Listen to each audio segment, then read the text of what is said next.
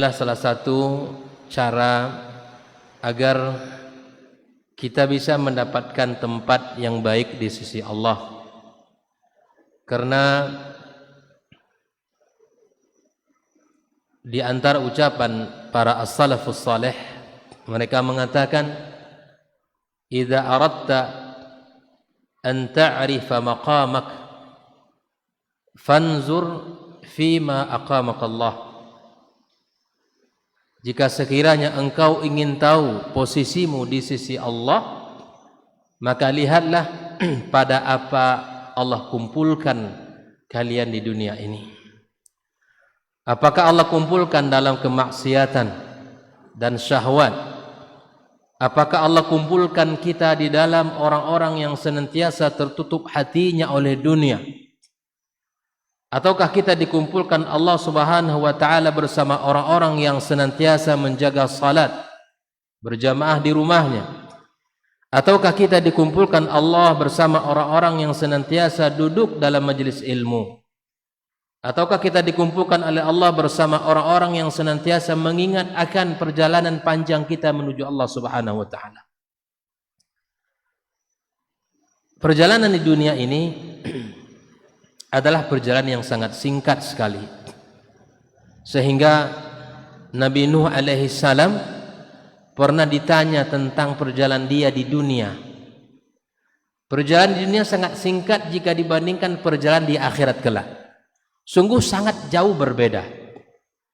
Nuh ketika ditanya, berapa lama Nuh berdakwah? 950 tahun. Ditanya Nabi Nuh alaihissalam, "Kaifa wajadta dunya?" Bagaimana engkau wahai Nuh merasakan di dunia ini? Kata dia begini, "Seakan-akan saya di dunia itu seperti masuk kepada rumah yang memiliki dua pintu. Masuk dari pintu yang pertama, duduk sebentar, keluar dari pintu yang kedua. Itulah yang saya rasakan di dunia." Padahal berapa lama dia hidup? Dakwanya saja 950 tahun. Itu kan? Dia merasa seperti masuk ke dalam satu rumah yang memiliki dua pintu. Masuk dari pintu sini, duduk saya sebentar di dalamnya, kemudian saya keluar dari pintu yang satu lagi. Itulah yang saya rasakan di dunia ini, kata beliau. Artinya apa, kaum muslim dan muslimat? Bahwa perjalanan kita di dunia ini sungguh sangat singkat sekali, dan perjalanan kita menuju Allah setelah fase dunia itu sangat panjang. Untuk itu kita harus meyakini betul dalam diri kita bahwa tidak ada yang bisa menyelamatkan kita di akhirat kelak kecuali amal kita.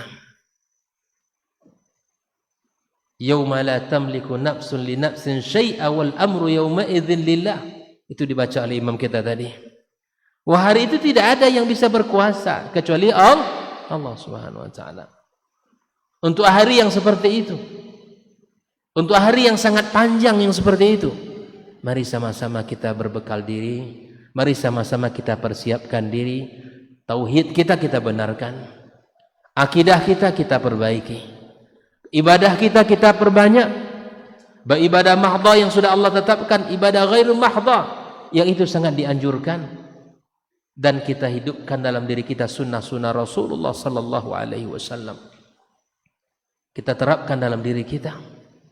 Kita mulai hari kita dengan ibadah. Kita mulai dengan ibadah yang mulia di subuh hari kita bangun. Kita dengar, kita baca doa. Mungkin ada di antara kita yang sudah bangun lebih awal, menutup malamnya dengan witir, menutup malamnya dengan istighfar kepada Allah Subhanahu wa taala. Berangkat dia ke rumah Allah, salat berjamaah, kemudian dia berzikir, berdoa, kemudian dia mungkin mengikuti kajian atau mungkin dia sampai syuruk di masjid, kembali beraktivitas. Semua itu jadikan apa yang kita lakukan dalam kehidupan, kita jadikan semua dalam koridor ibadah kepada Allah Subhanahu wa taala. Walaupun urusan yang kita urus adalah pekerjaan dunia kita, tapi apabila itu kita niatkan untuk Allah, maka akan bernilai tinggi di sisi Allah Subhanahu wa taala. Sehingga di saat kita dipanggil oleh Allah, kita dalam keadaan sudah berbekal diri di hadapannya. Hari di mana tidak bisa kita minta uzur kepada Allah. Hari tidak bisa kita minta maaf kepada orang tua kita jika ada haknya yang tidak kita tunaikan. Hari di mana tidak bisa minta maaf kepada saudara-saudara kita di saat hari yang sangat sulit, di saat hari yang sangat dahsyat itu. Kita sudah punya bekal, ya, seperti mana Nabi SAW sebutkan, yauma la zilla illa zilluh. Di hari itu kita dinaungi oleh Allah Subhanahu wa taala di naungan yang sangat luar biasa. Bahkan Nabi SAW mengabarkan kepada kita sebuah hadis yang mesti kita ikuti dan mesti kita yakini bersama. Kullu mri'in fi zilli sadaqatihi yaumal qiyamah. Seseorang itu akan berada di dalam naungan sedekahnya. Makanya ikhwas sekalian yang telah mengeluarkan hartanya, yang telah mengeluarkan kekayaannya, apapun, berapapun jumlahnya, maka yakinlah tidak akan rugi dan tidak akan pernah hilang di sisi Allah Subhanahu wa taala selama itu digunakan dalam kebaikan. Insyaallah dia akan kekal abadi. Insyaallah kita malam ini akan membahas satu surat yang sangat penting di dalam kehidupan kita, yaitu surat Al-Lail, ya, surat Al-Lail yang artinya apa? Malam, ya.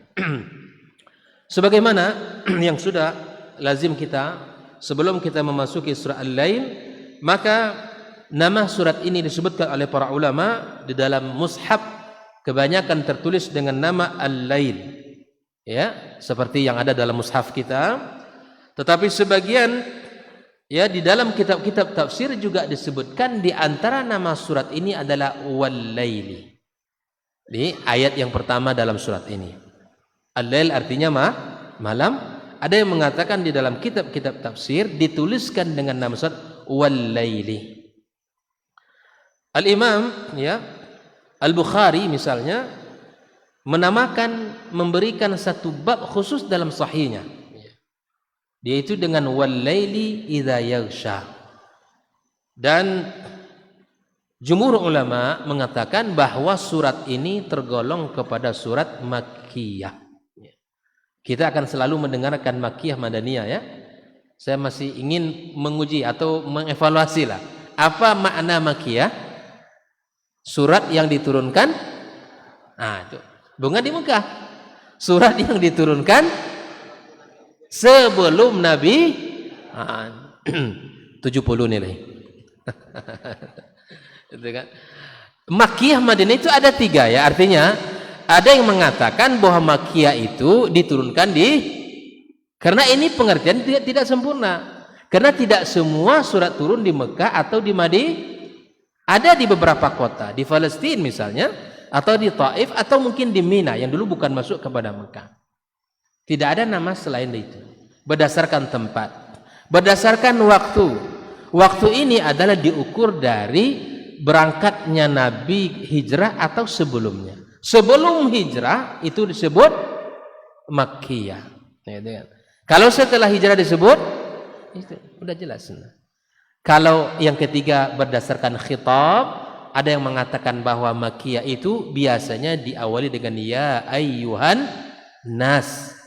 Tapi ada beberapa surat ya ayyuhan nas dia bukan Makkiyah. Nah, kalau Madaniyah disebutkan mereka adalah tentang diawalinya dengan ya ayyuhalladzina amanu. Tapi yang rajih di antara 3 ini yang dikatakan oleh para ulama bahwa Makkiyah itu turun sebelum Nabi hijrah ke kota Madinah. Taib. Adapun pembahasan yang Allah ingin sampaikan dalam surat ini adalah tentang kemuliaan orang-orang beriman, keutamaan amal-amal dan perbuatan mereka, serta hinanya orang-orang musyrikin dan kafirin yang mana mereka tidak mau berbagi dari rezeki yang telah Allah berikan. Nah, di sini Allah sebutkan nanti di antara karakter orang-orang beriman itu, di antara karakter orang-orang yang bertakwa itu, mereka selalu berbagi, selalu membenarkan apa yang disampaikan Allah. Itu karakter orang beriman. Dia yakin yang dia punya itu tidak serta-merta itu hasil dari apa yang dia usahakan. Itu adalah karunia Allah yang Allah titipkan. Yang pedagang dititipkan Allah melalui dagangannya, yang petani melalui pertaniannya Allah titipkan. Begitu seterusnya. Apapun yang kita miliki hari ini, kita yakin ini bahwa yang kita punya adalah yang kita infakkan, yang kita makan akan menjadi kotoran, yang kita pakai akan menjadi lusuh. Itu akan kita tinggalkan bersama. Baik, mari kita lihat surat ini ya, semoga kita bisa memahami dengan baik. Allah Subhanahu wa taala berfirman, "Wal laili idza yaghsha." Demi malam ya, yang telah menutupi sinarnya atau cahaya siang. Allah bersumpah dengan makhluknya. Allah bersumpah dengan makhluknya yang bernama malam. Ini dalam surat di juz 30 ini kita senantiasa menemukan sumpah-sumpah Allah terhadap makhluknya yang sangat banyak. Sebelum ini Allah bersumpah dengan wasyamsi wa duhaha. Itu juga mengenai masalah waktu. Kan? Bahwa terbitnya matahari itu menunjukkan tanda siang. Adanya matahari itu tanda siang. Di sini Allah Subhanahu wa taala memulai dengan sumpah yang baru demi malam yang menutupi cahaya siang. Nah, setelah itu Allah sebutkan wan nahari idza tajalla, dan demi siang apabila sudah terang benderang. Di ayat pertama, kedua dan ketiga ini Allah menyebutkan makhluknya yang berpasang-pasangan. Pada ayat yang ketiga, wa ma khalaqaz dzakara wal untha, demi penciptaan laki-laki dan perempuan. Ikhwani wa akhwati fiddin.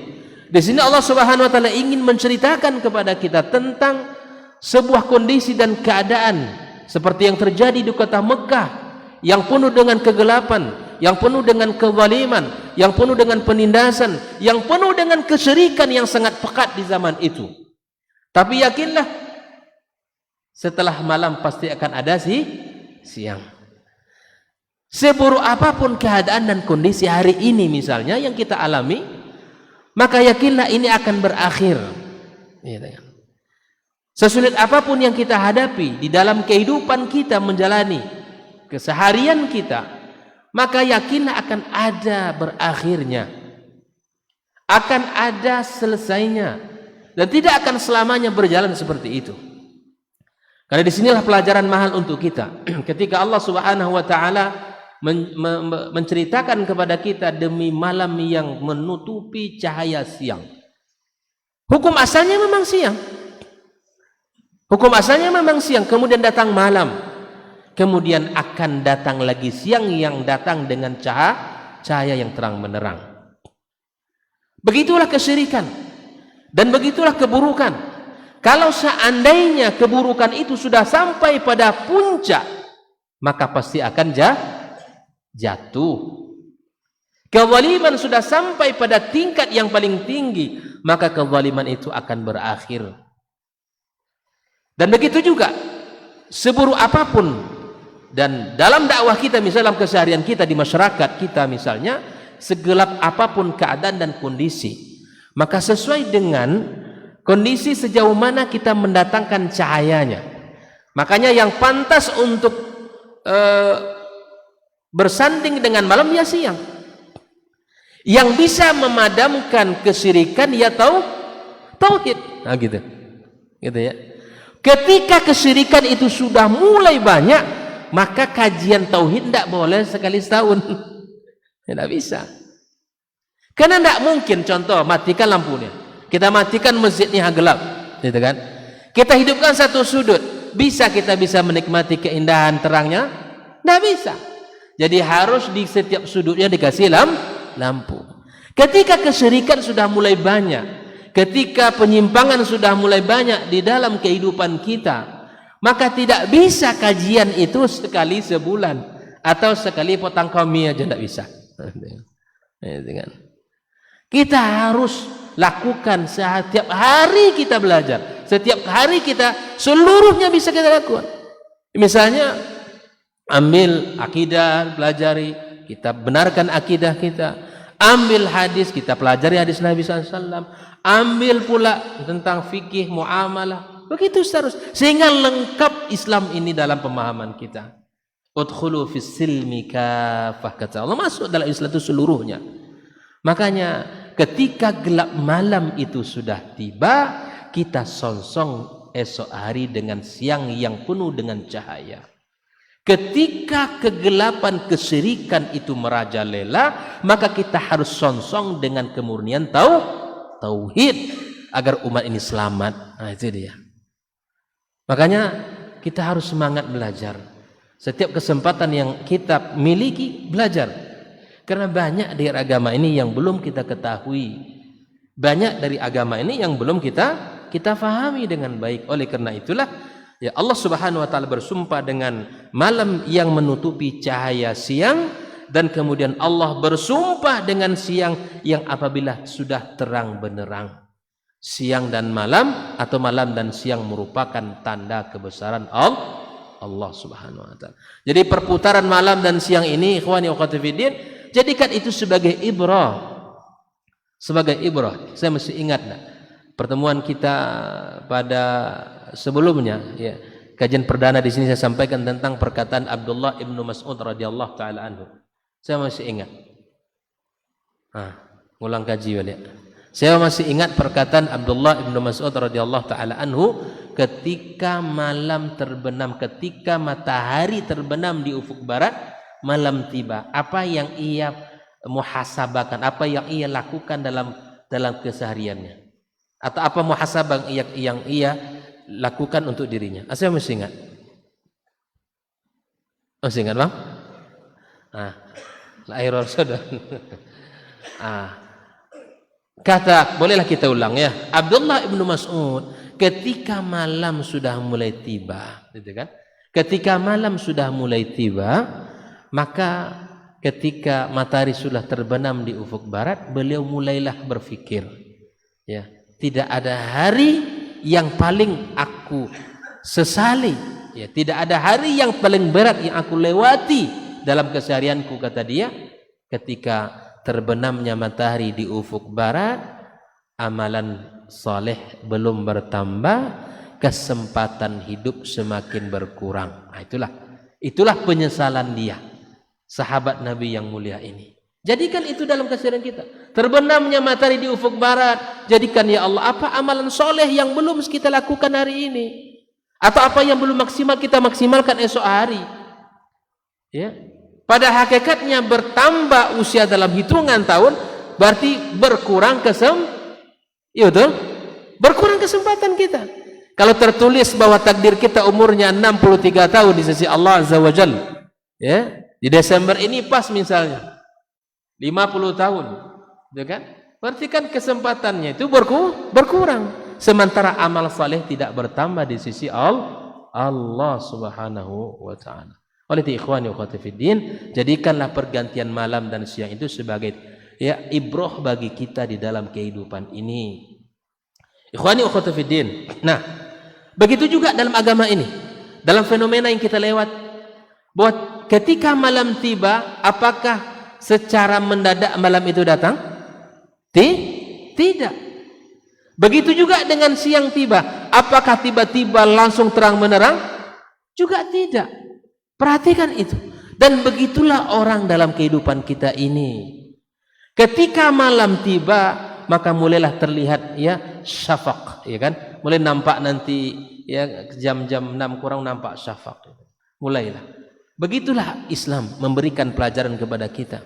Dan begitulah kita juga, bahwa untuk menghilangkan sesuatu yang pekat, yang kelam, yang buruk, itu memang butuh proses.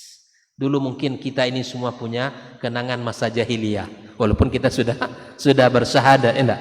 Tapi banyak hal-hal yang mungkin dulu sebelum kita ngaji, banyak hal-hal yang kita langgar. Ya sudah, kita bertaubat kepada Allah. Allah akhirnya pertemukan kita di dalam jalan iman dan hidayah ini, dan semoga Allah istiqamahkan kita di jalan ini. Itulah proses manusia. Dan jangan dilihat orang dulunya. Ini sekarang banyak sekali orang menilai orang tuh ketika masa dulunya cenderiko kini. Tidak Ada zaman dulu orang itu sudah. Allah saja memaafkan kalau dia jujur bertaubat. Maka nilailah orang apa yang ada sekarang. Jangan nilai orang ketika masa dulunya. Ya semua kita memiliki banyak kekurangan. Banyak khilaf dan salah. Ketika kita jujur di dalam keinginan dan jujur dalam taubat kita kepada Allah, Allah akan terima dan Allah akan hapuskan itu. Oleh itu kita syukuri. Begitu jugalah pergantian malam dan siang. Ketika siang akan menjelang, itu tidak serta-merta langsung terang menerang, tapi ada proses. Begitupun ketika malam masuk, maka malam tidak langsung tiba-tiba gelap, tapi ada proses yang bisa kita rasakan keseharian kita. Begitulah manusia. Dan kita berharap kepada Allah ketika kita sudah menemukan hidayah, keimanan, lezatnya kita beribadah kepada Allah, kita berharap Allah berikan kepada kita semangat istiqamah dan Allah cabut nyawa kita di atas keimanan, kelezatan, melakukan ketaatan kepada Allah Subhanahu wa taala. Ikhwani wa akhwati fiddin. Kita masuk kepada ayat yang ketiga. Wa ma khalaqadz dzakara wal untha, dan demi penciptaan laki-laki dan perempuan. Ma di sini ada dua. Dikatakan oleh para ulama mausulah atau ma al-masdariyah. Yang kedua-duanya bisa dipakai, namun ada sebagian mengatakan bahwa ma al-masdariyah yang paling tepat untuk ayat ini. Nah, setelah itu Allah Subhanahu wa taala mengatakan inna sa'yakum lasyatta. Sesungguhnya amal perbuatan kalian itu beragam, bermacam-macam. Sebagaimana ayat sebelumnya Allah katakan ada malam, ada siang, ada laki-laki, ada perempuan, ada yang melakukan kebaikan dan ada pula yang melakukan keburukan. Nah, gitulah kata Allah. Inna sa'yakum lasyatta. Kalian di muka bumi ini beragam-ragam amal kalian.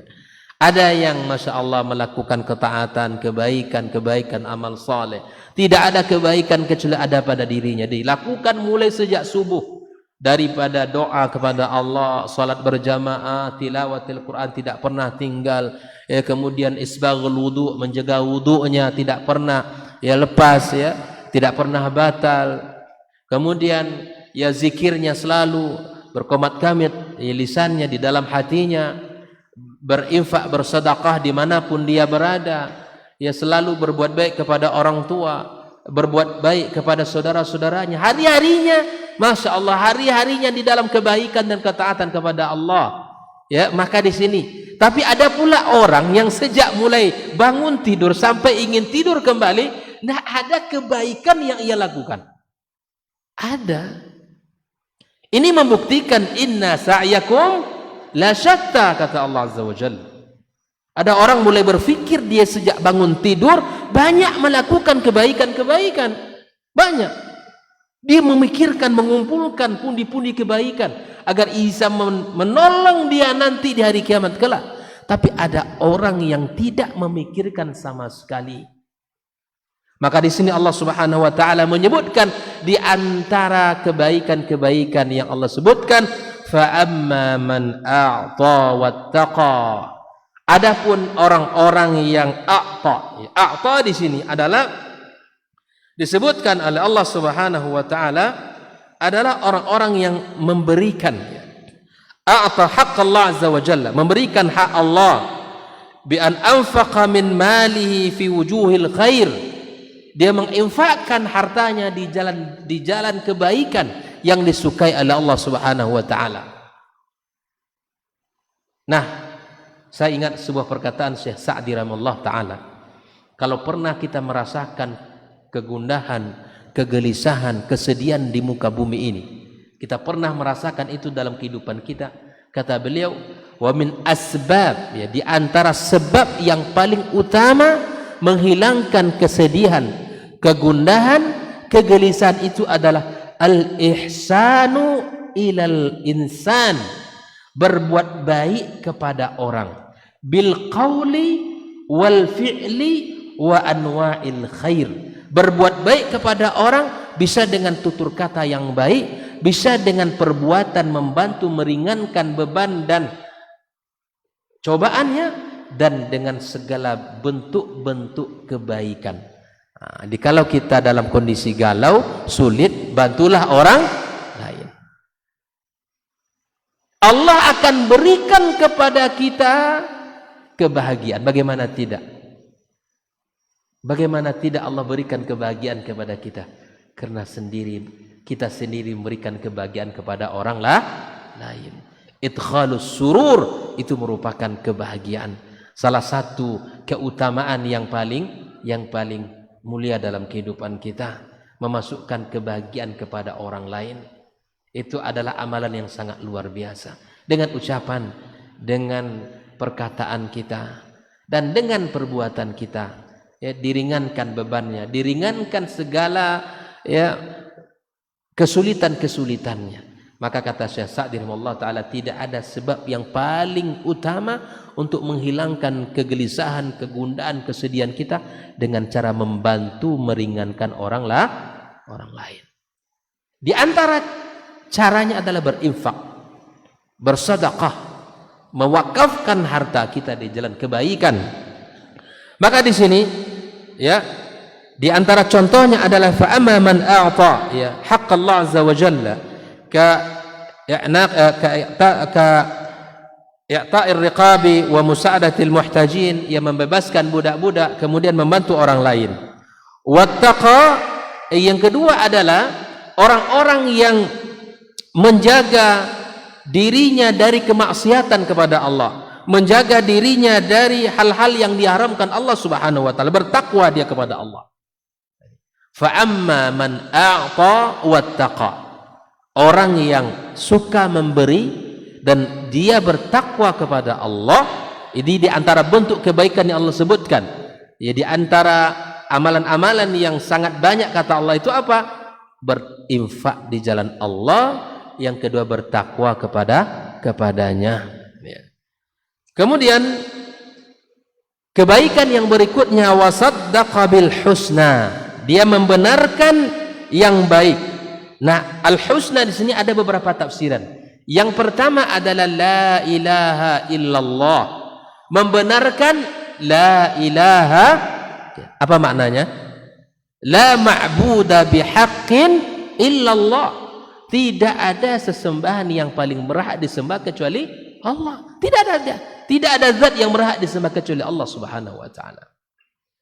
Makanya di antara, ya, rukun la ilaha illallah itu ada dua, an-nafyu wal isbat. An-nafyu, kita nafikan seluruh sembahan, kemudian kita tetapkan Allah sebagai zat yang wajib kita sembah. Nah, itu dia. Kalau rukunnya banyak, kalau rukun la ilaha illallah itu sangat banyak. Ada yang mengatakan 7, ada yang mengatakan 8. Ya, di antaranya apa? Ya, ilmu yang menghilangkan. Kita betul-betul meyakini makna la ilaha illallah dari ilmu dengan ilmu yang sempurna, yang menghilangkan kejahilan. Yakin yang menghilangkan keraguan. Kejujuran, as-sidq, ya, yang menghilangkan kedustaan dan sebagainya. Silakan nanti dipelajari dalam pembahasan akidah. Ya, maka makna pertama al-husna ini la ilaha illallah, dibenarkan oleh beliau. Yang kedua, makna al-husna adalah al-jannah. Dia membenarkan surga. Wa saddaqa bil husna. Di antara bentuk akidah, keyakinan kita kebenarkan bahwa surga itu ada, Allah ciptakan. Allah perindah dan perhias setiap hari, ya, yang Allah sediakan bagi hamba-hambanya yang beriman. Sebagaimana disebutkan, mala ainun ra'at, ya, tidak pernah didengar ceritanya keindahan itu oleh siapapun. Yang kita baca di Al-Quran itu, ya, bagian dari sifat-sifat karakternya. Tapi ada beberapa yang Allah sembunyikan bagi hamba-hambanya yang saleh. Nah, inilah. Makanya ikhwani wa akhwati fiddin, fastabiqul khairat, mari kita berlomba-lomba untuk sesuatu yang kekal dan abadi di sisi, yang tak akan pernah sulit dan tidak akan pernah susah di sana. Ya. Maka kebaikan yang pertama adalah al-husna, artinya apa tadi? La ilaha illallah. Yang kedua adalah al-husna adalah yang membenarkan surga itu. Yang ketiga, al-husna adalah yang membenarkan apa yang diganti oleh Allah setelah dia mengeluarkan itu dia. Nabi mengatakan apa? Ma naqasat, sambung, sadaqatun min mal. Apa artinya? Tidak akan pernah berkurang ya harta yang disedekahkan di jalan Allah. Yakini itu. Yakini, amalkan. Yakini, amalkan. Ya. Karena diperintahkan oleh Allah dan oleh Rasulnya untuk meyakini. Di antara bentuk ya keimanan kita kepada Allah adalah al-yakin, meyakini. Ya kan? Kita yakini walaupun terkadang sesuatu yang diperintahkan Allah tidak masuk itu dia. Kita yakini, kita amalkan sudah, tidak perlu kita tanyakan. Ketika Allah perintahkan kita lakukan. Nah, inilah tiga makna al-husna. Di sini ya, wa aiqana bil khuslatil husna ayil imanu bi kulli ma yajibul imanu bihi, meyakini apa yang wajib untuk diimani. Aiqana billahi azza wa jalla, aiqana billahi ya, dan dia yakin kepada Allah Subhanahu wa taala. Wa aiqana bil millatil husna ay bil Islam, meyakini Islam sebagai agamanya, meyakini Rabb sebagai Allah sebagai Rabbnya dan Muhammad sebagai nabinya, Al-Qur'anul Karim sebagai kitab sucinya. Apa yang ia dapatkan ketika dia memberikan hartanya di jalan Allah, bertakwa, menjaga syariat Allah, membenarkan la ilaha illallah, maka Allah katakan fasanuyassiruhu, Allah mudahkan jalan untuk kebaikan. Allah mudahkan jalan ya. Al-yusra di sini adalah al-khusla allati tusiluhu ilal yusr, yaitu amalan, perbuatan yang bisa mengantarkan kita kepada kemudahan, warraha, ketenangan hati, ketentraman jiwa, wasalahul bal, kenyamanan. Ini nikmat ikhwani wa akhwati fiddin, nikmat sekali ketika kita merasakan dalam keseharian kita bahwa tenang jiwa kita, nyaman hati kita, dan Allah berikan kesehatan kepada kita. Bahkan Nabi mengatakan faka'annama hizat lahud dunya, ya kan? Ketika seorang hamba berada di pagi hari, dia memiliki ya kesehatan badan, ya ketenangan jiwa, ada yang ia makan di hari itu, maka seakan-akan Allah Ta'ala berikan dunia kepadanya. Alhamdulillah, banyak rezeki, banyak apa yang Allah berikan kepada kita. Kita azan dulu, masuk waktu.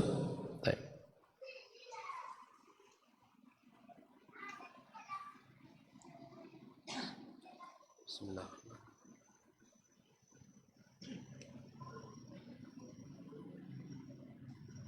Allah.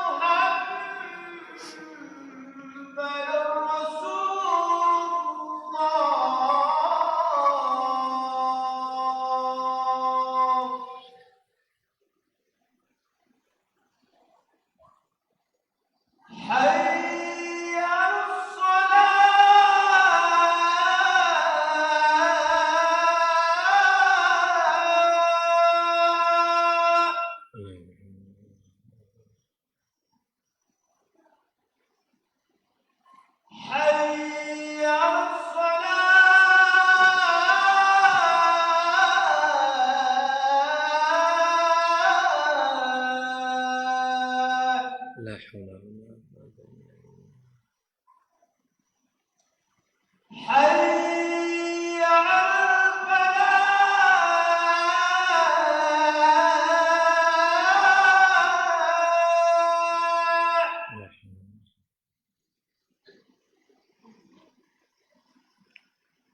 حي على الفلاح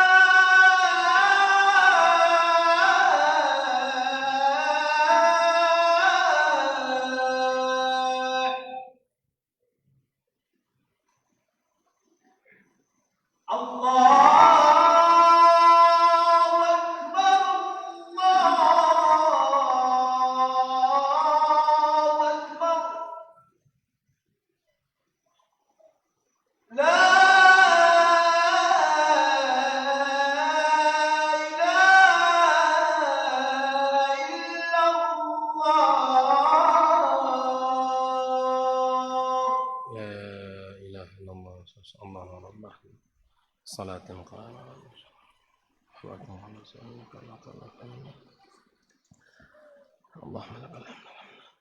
Bismillahirrahmanirrahim. Kita lanjutkan ya.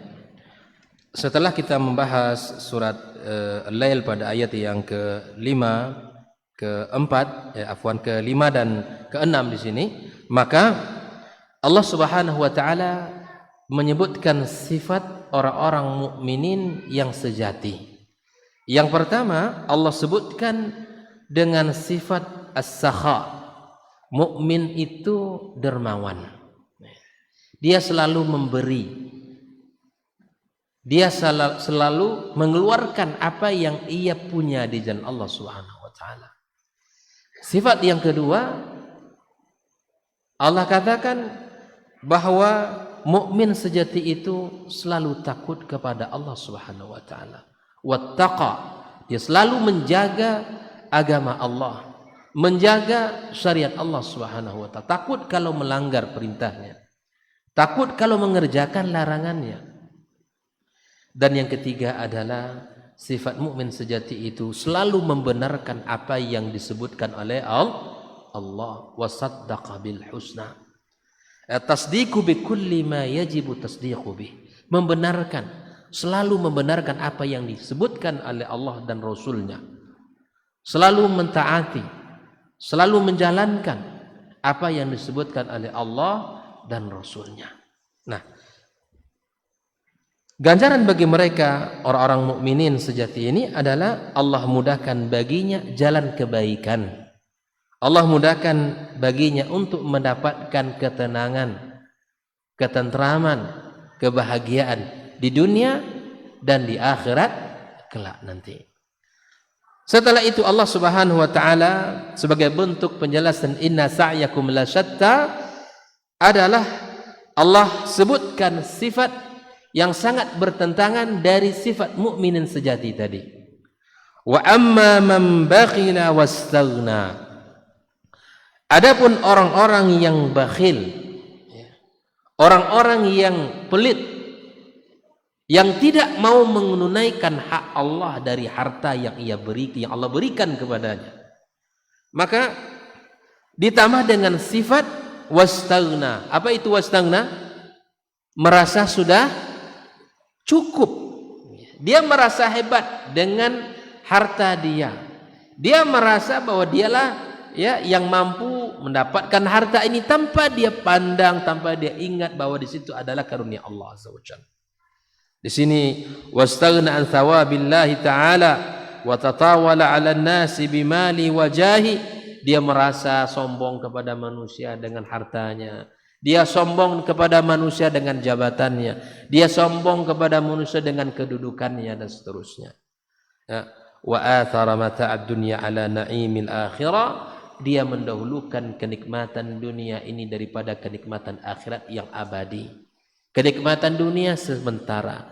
Kenikmatan dunia adalah akan sirna. Sementara kenikmatan akhirat adalah kekal abadi. Dan kenikmatan akhirat akan senantiasa, tidak akan pernah berhenti. Itulah.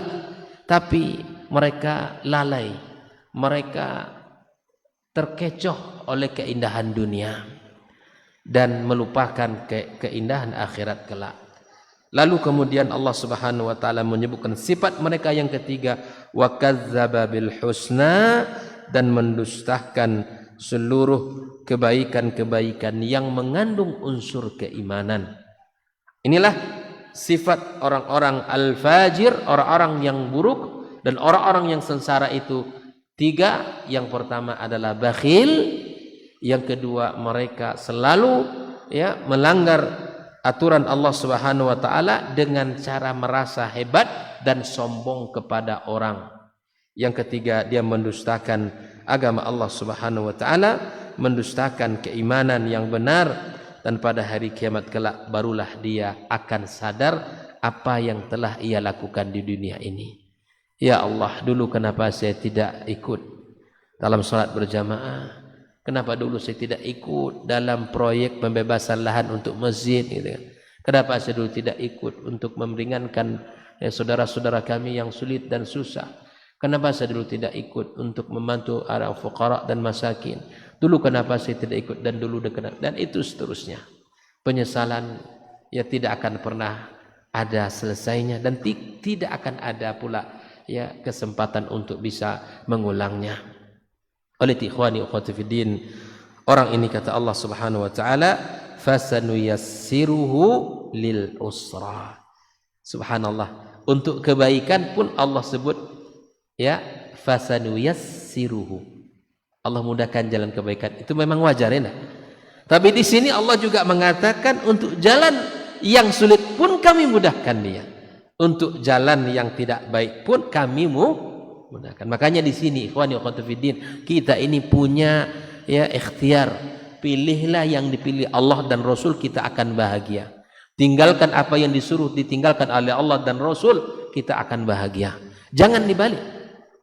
Ketika kita memilih pilihan Allah dan Rasul, maka disitulah puncak kebahagiaan itu bagi kita di dunia di akhirat kelak. Dan itu kuncinya.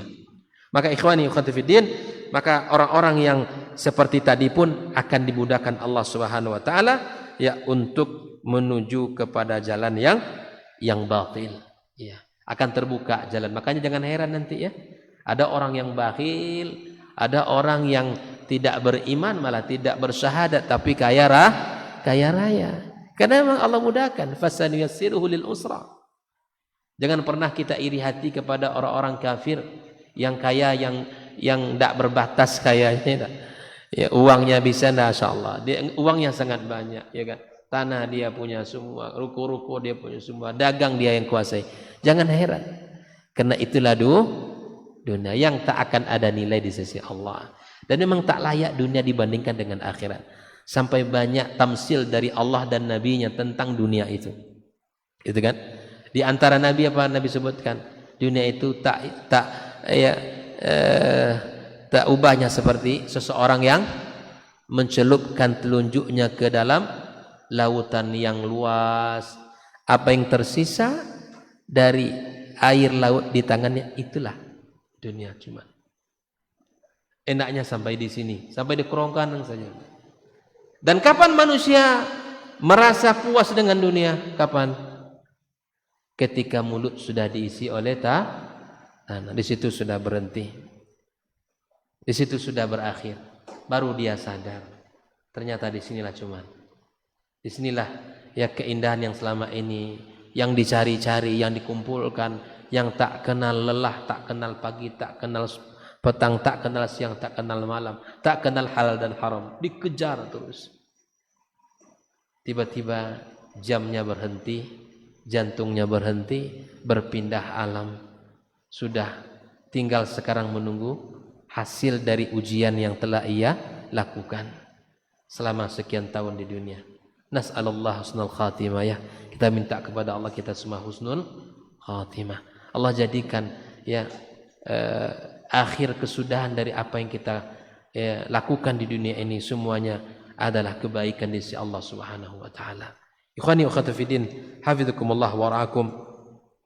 Allah sebutkan tidak hanya apa yang Allah sampaikan, Allah mudahkan mereka untuk jalan al-batil alal haq maka kemudian Allah katakan wa ma yughni anhu maluhu idza taradda.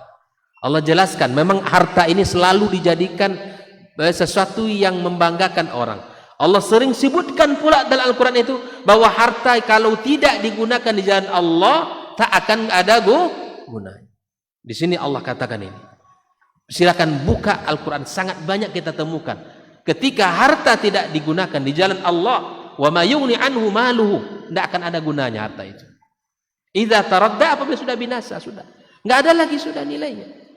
Bahkan ketika Ali bin Abi Thalib radhiyallahu taala pernah ingat, Ali berjalan di sebuah pemakaman. Apa kata Ali? Ali mengatakan, mal khabar indakum ya ahlal kubur. Apa kabar berita yang bisa kalian sampaikan kepada kami wahai penduduk kubur ini? Mal khabar indakum, apa kabar kalian? Apa yang bisa kalian sampaikan ke kami? Adapun kabar yang bisa kami sampaikan kepada kalian, apa kata Ali bin Abi Thalib? Fa inna buyutakum qad sukkinat. Rumah yang besar yang kalian bangun telah dihuni oleh orang. Wa nisaakum qad zuwijat. Istri kalian pun telah dinikahi orang. Wa amwalakum qad kusimat. Harta-harta kalian pun telah dibagi-bagi orang.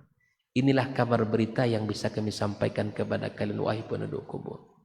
Kemudian mereka mengatakan, kalau Ali mengatakan, kalaulah seandainya mereka bisa menyampaikan sesuatu kepada kita, maka pastilah mereka akan mengatakan, wa tazawwadu fa inna khair zadit taqwa. Berbekallah kalian, sesungguhnya bekal yang paling baik itu adalah ketakwaan.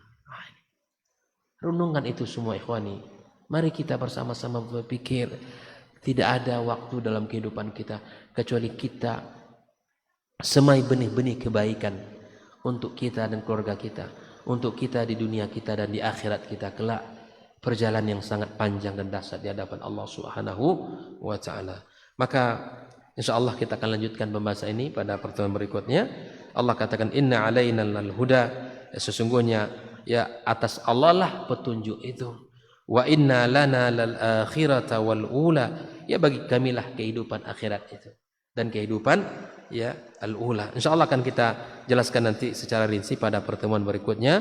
Semoga Allah Subhanahu wa taala berikan kepada kita kemudahan untuk senantiasa hadir dalam majelis ilmu, majelis kebaikan dan majelis keimanan seperti ini, dan mudah-mudahan Allah Subhanahu wa taala yang mudahkan kita bersama-sama di dalam menjalin ketaatan kepada Allah Subhanahu wa taala. Allah kumpulkan kita di dalam masjid ini, dan kita berharap pula Allah kumpulkan kita di dalam surganya kelak. Wa sallallahu ala nabiyyina Muhammadin wa sallam, wa subhanakallahumma bihamdik asyhadu an la ilaha illa anta astaghfiruka wa atubu ilaik. Wassalamu alaikum warahmatullahi wabarakatuh.